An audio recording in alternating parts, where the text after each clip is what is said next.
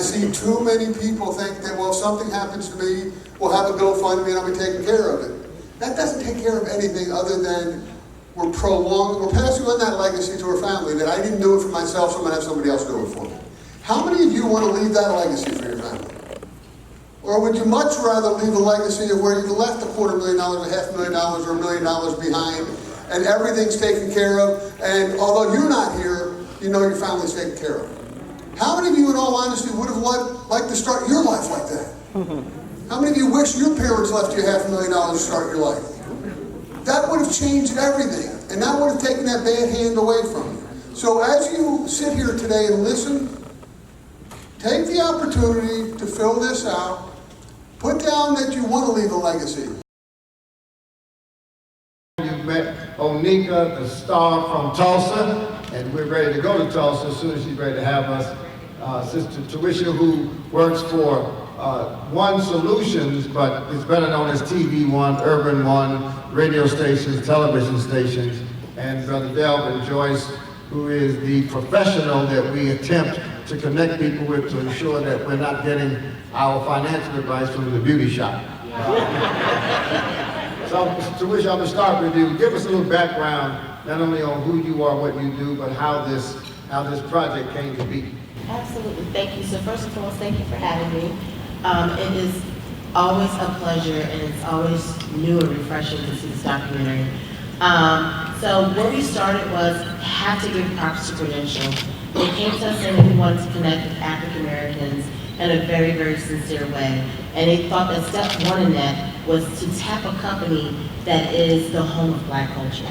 So that's what Urban One is. And so we were very honored and also just very pleased that they were transparent enough to say, we know we cannot do this alone, and we need that voice, and we need that credibility. And so that's how the project was birthed. As you already, Dr. Sessions just noted, they were already in company with D-Free, so they were already doing work in the community. But they thought it was important to kind of stand out and do something that really was going to connect. So fast forward, we're all in rooms, we're having these great conversations, and one of the things that we talked about this documentary, I hope you guys are able to see, is that we did not want this to be a film about save up 6 months of this.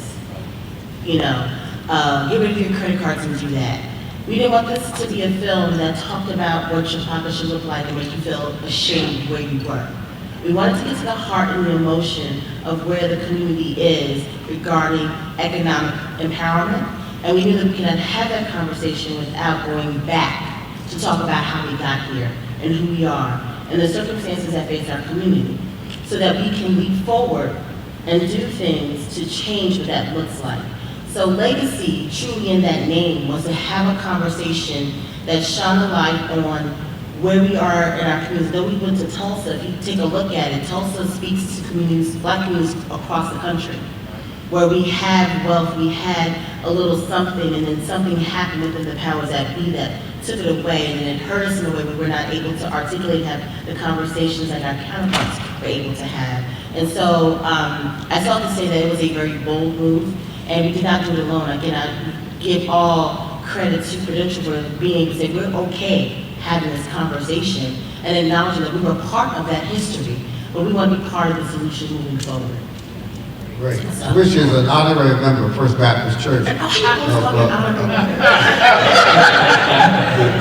preachers know what I'm talking about.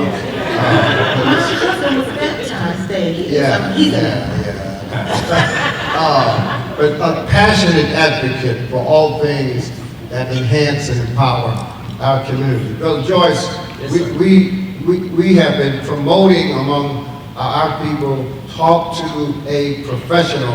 What is your greatest challenge as a financial professional in helping to serve our community?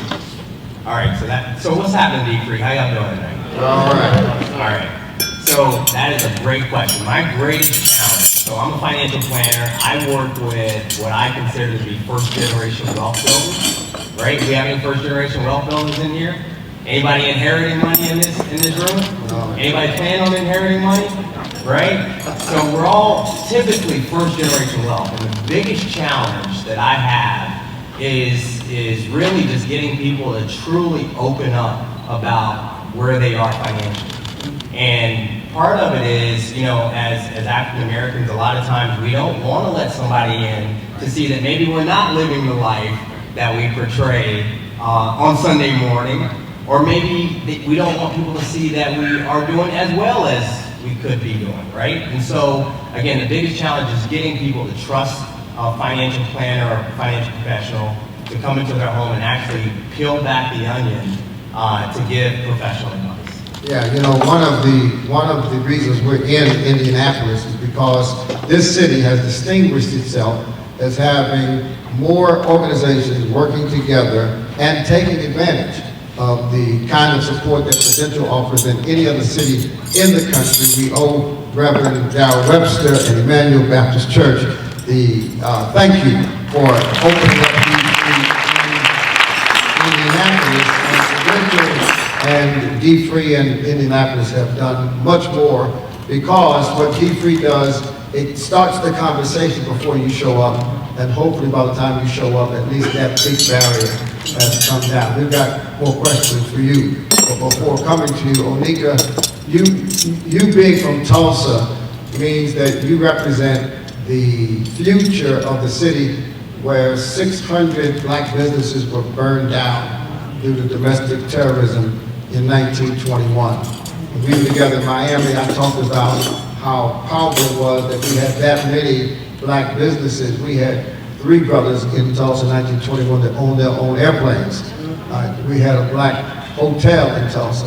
What is it like today to be in Tulsa trying to do what you do? Is the spirit of black economic empowerment alive, or do you find yourself having to start from scratch? Yeah, so one, I have to admit, I'm not from Tulsa. I'm born in Jersey, raised in Cali. Born in Jersey, I like you even from all more. the places. But we are in Tulsa precisely because of the legacy that was created.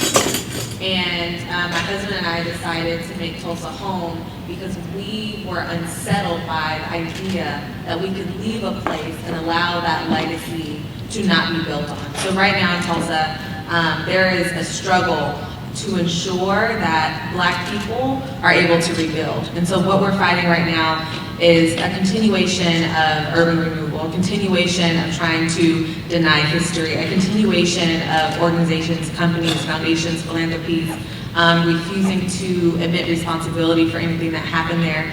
And even as someone who, all I said was, I want to open a bookstore, and we're going to have coffee, we're going to have a bar, and we want to create a space for people of color.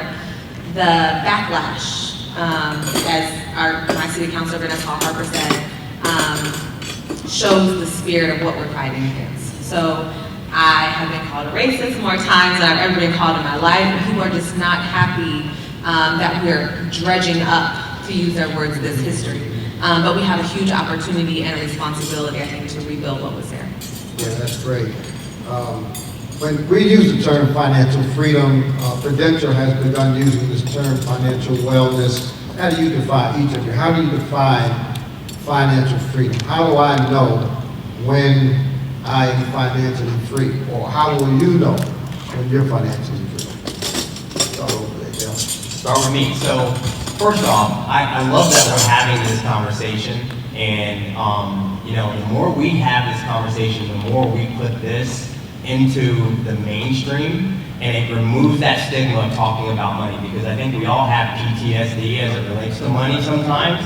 We saw our parents fighting over money, and that manifests in our grown-up lives. And so for me, financial freedom means that I have enough resources to meet my short-term goals, and I have savings to get to my long-term goals, which basically means I can do pretty much whatever I want because all of my bases are covered.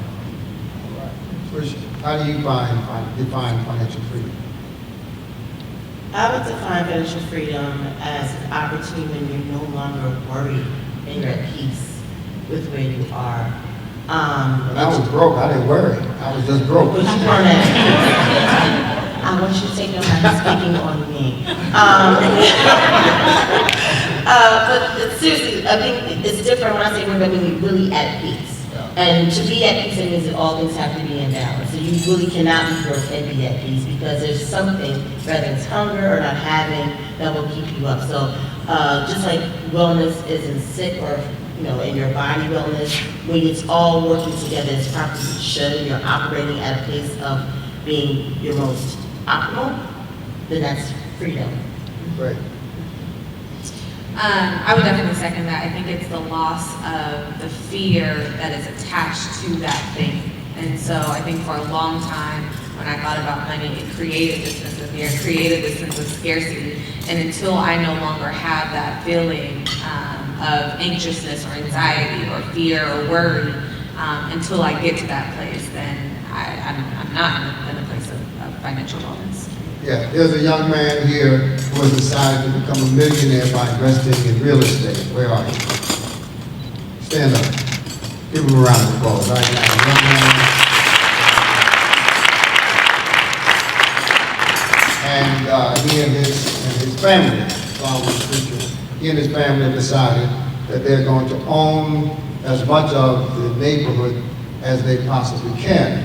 Now, when I was entering into my adulthood, what I discovered was that there were certain parts of my family that I didn't even talk to about myself faster than we are.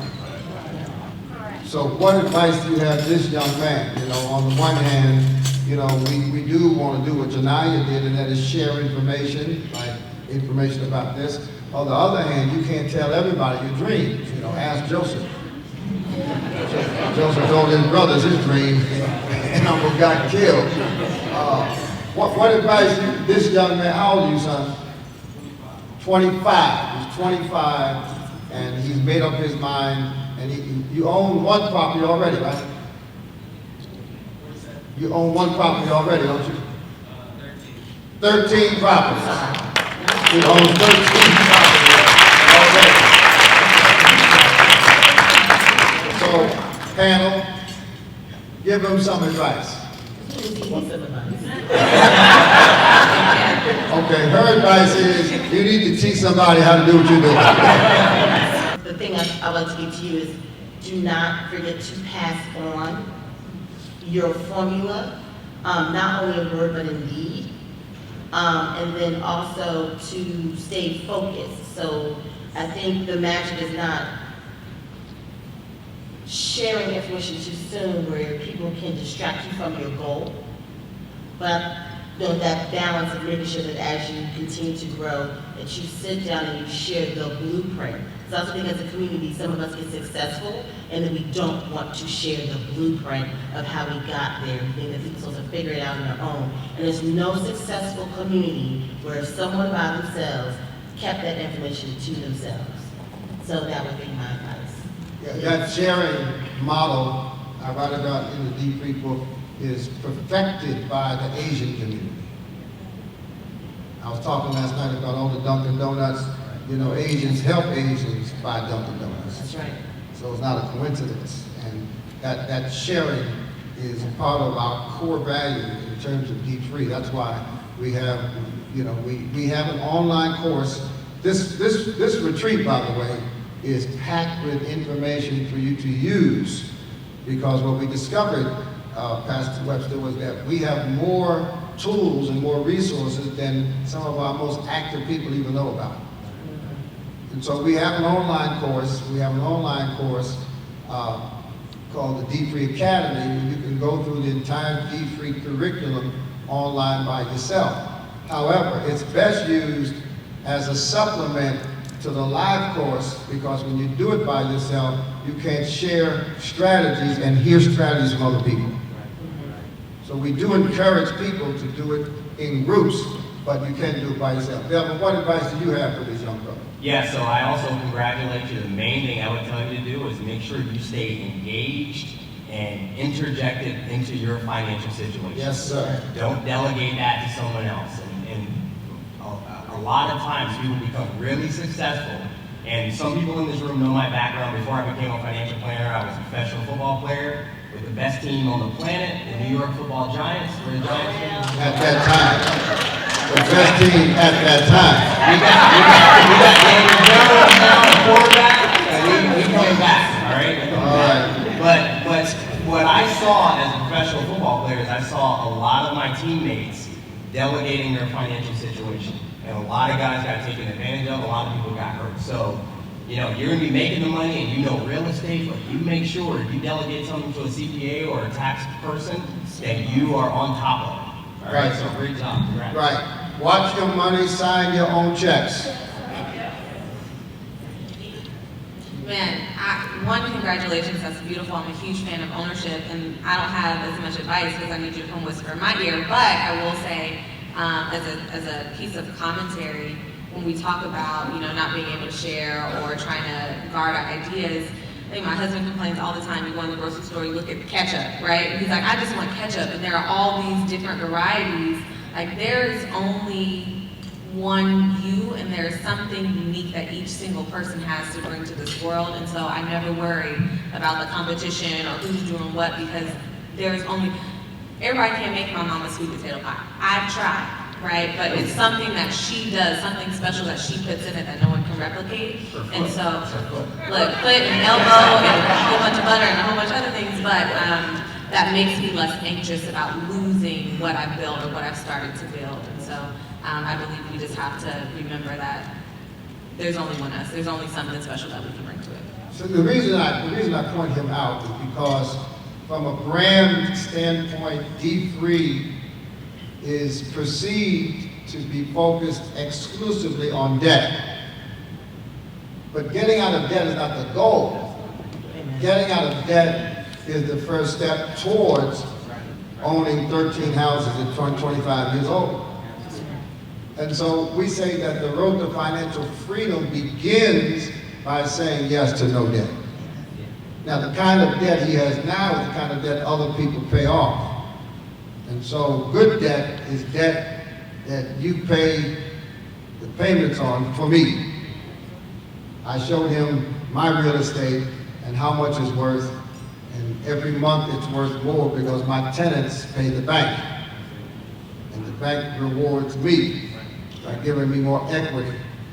So D3 is really about financial freedom and not simply paying off credit cards.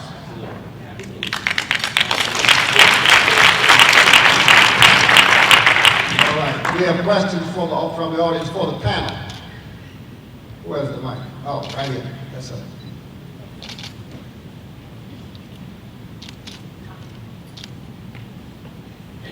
Hey, Bobby Love! Well, you give Bobby Love and make a good down payment, baby. My question is this. I don't know how many of us it is here, and how many people you have around the country, but why can't we just all, with some of these startups, why can't we have a conglomeration with all of us? If we didn't put nothing in we only put $100 a month into something, get our dividends and what we got coming back. Have we ever had a discussion about a conglomerate fund that we can all invest in, being part of D3, and use that money for startups for the people who you made mention of inside of your documentary there, who have ideas but don't have the money to fund their ideas? Can we become our own funders with a conglomerate fund with debt-free? Have you all discussed that before? We have not discussed it at a national level, but what you'll find is that people who are participants in D3, what they've done, this young man has started as a family, you see. I'm too old, and I've been doing too much with black people too long to devote the rest of my life begging us to put in $100 with people we don't know and trust.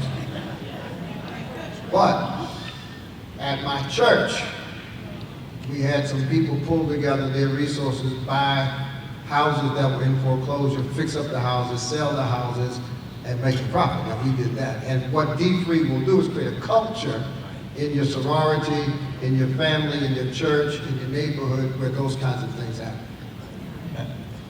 Dr. Stories, if I can for a second. So there is a fund like that. It's called life insurance. And unfortunately, in our community, a lot of times, we look at life insurance as burial insurance. We gotta have enough just to put me in the ground, so Dr. Stories doesn't have to pass the collection plate around on Sunday. Right? I'm not gonna do it anyhow. And the way other communities, a lot of other communities see life insurance is a way to build wealth instantly. Right? And so, you know, I know people that they'll buy a life insurance policy on grandma, and everybody, to your point, chips in $100 a month to pay for it. And then when grandma passes away, they spread that wealth throughout the family and create a legacy that they could not create on their own by saving money. So it already exists, it's just called life insurance. I want to add to I that. love that. Give them a round of applause. There's two things, because I want to acknowledge, sir, I want to acknowledge what you brought to the table, but real quick, just to kind of illustrate, the young lady Jewel that you saw in the documentary actually became a millionaire at 30 because of life insurance. Her money did not only come from selling her company to Google, but because she had a policy that she was able to creatively figure out what to do with to cash out at 30 and become a millionaire.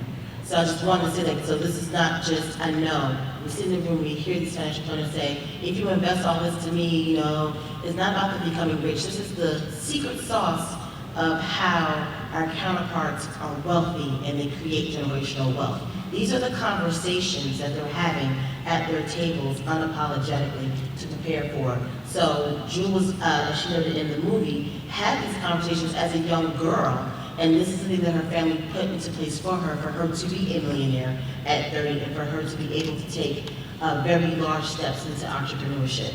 And it's no coincidence, to both your points, that Black Chicago was a very wealthy black community back in the day, Supreme Life Insurance. Atlanta, rich black people, Atlanta Life Insurance.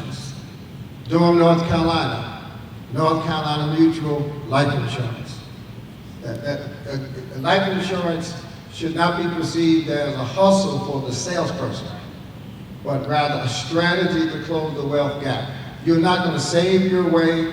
We're not going to win the lottery every week. But life insurance is the most certain investment we can make to close the wealth gap for the next generation.